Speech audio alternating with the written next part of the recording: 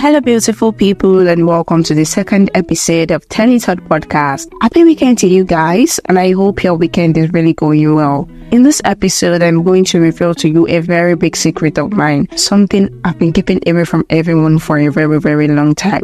Not a very long time, but it is still a secret of mine. I'm sure you know that it takes a lot of determination to reveal your secret to someone, not just someone, but to my audience. Well, I'm determined and I am going to do that for you to learn from it. Okay, so I'm this kind of person that growing up, I have come to accept myself as a very, very good writer. Just because other people commend me when I write, like anytime I write, they'll be like, oh my God, you're a very, very good writer. You write so well. This is so perfect. Then I also got to accept myself as a good writer. I saw myself as a writer, and growing up I got to believe that the best thing I know how to do is writing.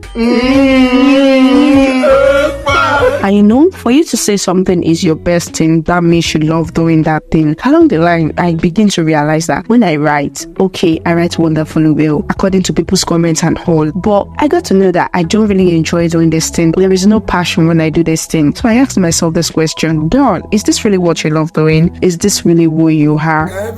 Then I had to pause for a moment and I had to just work on myself and find out who I really am and what I really enjoy doing. Then I realized that I'm more of a talking person than a writing person. That is, I love to talk more than I love to write. Yes, I can write perfectly well. A lot of people commend me for writing. I even started writing stories, like short stories, because people said I write well. I started writing story, but the passion wasn't there. I wasn't enjoying what I was doing. Although I could do it well, I wasn't still enjoying it. Like, even when you're doing something, a lot of people are commending you that you're doing it right, but you are not just getting that satisfaction you're supposed to get from it. So that was how I got to know that, oh, this is really who I am. I am more of a talking person than a writing person. So that was how I got to find myself, and I was more than glad when I got to know that, oh, this is what I love to do. I get the fact that a lot of us find it very, very hard to know who we really are because we're scared of judgments and bad comments from people. We're scared of disappointing people. So we just accept who they tell us they are. Oh, they said you have a very nice voice, you should be singing. You start singing too, but you're not getting the pleasure from it. You're not satisfied with what you're doing. You're not genuinely happy with what you're doing. You're just doing it because other people feel like it is the best thing you can do. You're very good at doing it. Fine, you can be good at doing it, but is that really what you want to do? Is that really who you are? Or you're just being who other people say you to be? You know, sometimes you're doing something and you know that you are doing this thing well, but you are not getting this fulfillment. You feel like you don't have a direction, whereas other people are telling you that, oh girl, you're on the right track. This is what you're supposed to be doing. This is where you are meant to be. You should be happy where you are. But you yourself, you're not happy. You're not getting the satisfaction, the fulfillment you're supposed to get. You're not getting it. That should give you a signal that that is not what you want. That is not your purpose. That is just other people's purpose for you.